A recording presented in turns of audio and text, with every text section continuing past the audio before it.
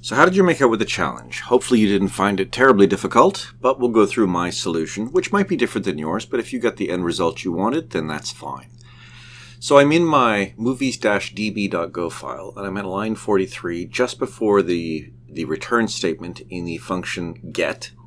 And I'm going to, first of all, get genres for a given movie if there are any. So I'll create a variable rows, and I'm going to ignore the error for now. And I will call m.db.queryContext, right there. And I'll hand it the context, and I'll hand it a query, which I'll write in a minute. And I'm also going to hand it the ID. So the query I want will be, I'll reuse the variable I have above. Query is assigned the value of, or is equal to, and I'll call simply select. And I'm going to select, I'll just get and I'll use the alias mg for movie genre, mg.id, mg.movie_id, mg.genre_id, and I'll get the genre name from the genre table.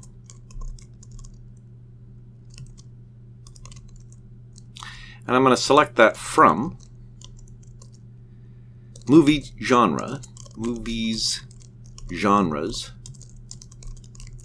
with the alias mg, and I will left join the genres table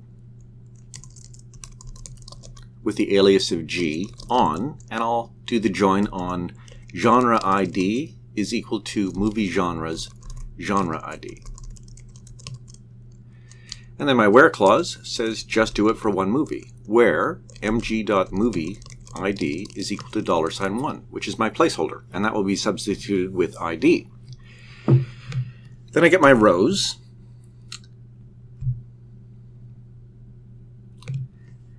and after that, of course, I have to defer my rows close so we don't have a resource leak. And I'll create a variable which I'll call genres, and that will be a slice of movie genre. Now I'll loop through my rows if there are any entries in the rows. For rows.next, and I'll create one variable to be populated on each iteration through the rows, var, and I'll just call it mg, and it's of type movie genre. And I'll scan from my rows, rows.scan, and I'll scan into my variable mg id, and then mg.movie id. And scan doesn't require parentheses. I don't know where that came from. Try that again. Like this. That's better. And duplicate that and make this one genre ID. And duplicate that. And this time we're going to put it into the genre member of the movie genre and its genre name. Like that. And we'll check for an error. If error is not equal to nil, and I'll just return nil and the error. Otherwise, genres is equal to append to genres my current entry, mg. And then, just before the return statement, I'll take my movie variable and populate its movie genre field with genres. Now that might be empty, and certainly the first time I run this, that will be empty because there's nothing in the movies_genres table, but let's see if this works. So we'll open our terminal and type go run cmd/api/star.go. And actually, I think you can do it this way on both Mac and Windows, which is something I learned yesterday. Go run cmd./cmd API, just like that. I did not know you could do that, but apparently the command is the same on both Windows and Mac. I learned something yesterday. All right, so this is running, so let's go to our web browser and make sure that it actually works. And I'll just refresh this, and it should give me the same information. Perfect. Now, of course, the genres field is not showing up in this JSON feed, so let's stop our application and go back to our models and find movie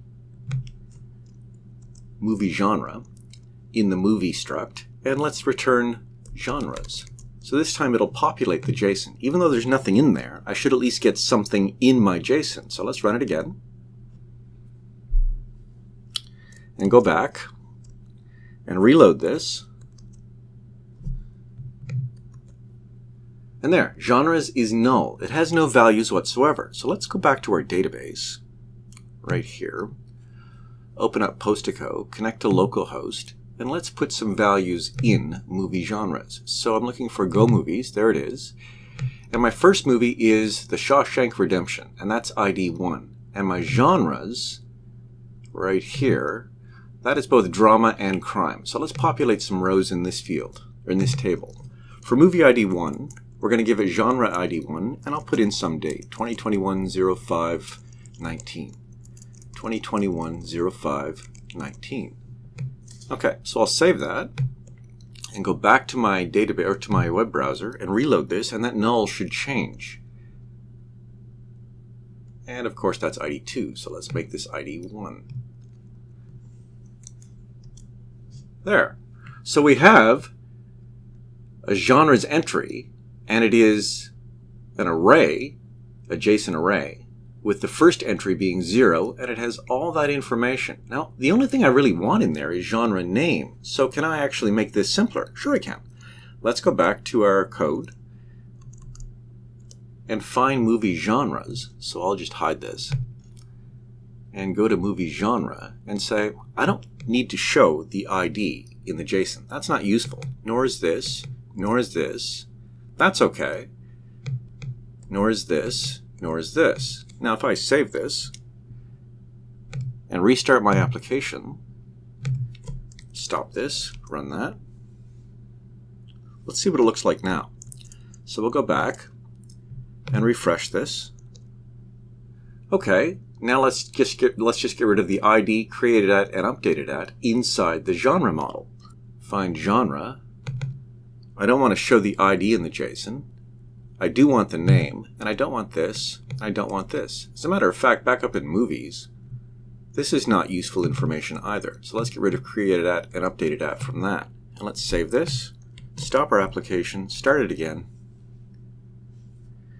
And now we'll go back to our web browser and reload this. And that's much cleaner. Actually, if you look at the raw data, you can see just how nice it looks. Well, pretty printed. And that is much cleaner. We're only given the information that's actually going to be useful to our front end, which doesn't care about created at or updated at or the IDs, that sort of thing. So this is a much cleaner way of serving that information. Now, obviously, you can go and add genres to all of the movies in the database tables as appropriate and play with this using different IDs. But the next step we have to follow is to go back to our code and go back to our movies-db.go. And in here, we actually now want to get this function working to return all movies and an error. And of course, if you have a database with 100,000 movies in it, returning all the movies is extremely inefficient, but we'll take care of that a bit later on. Right now, let's just get this working so we can have two functional things that we can try to connect to on our React front end.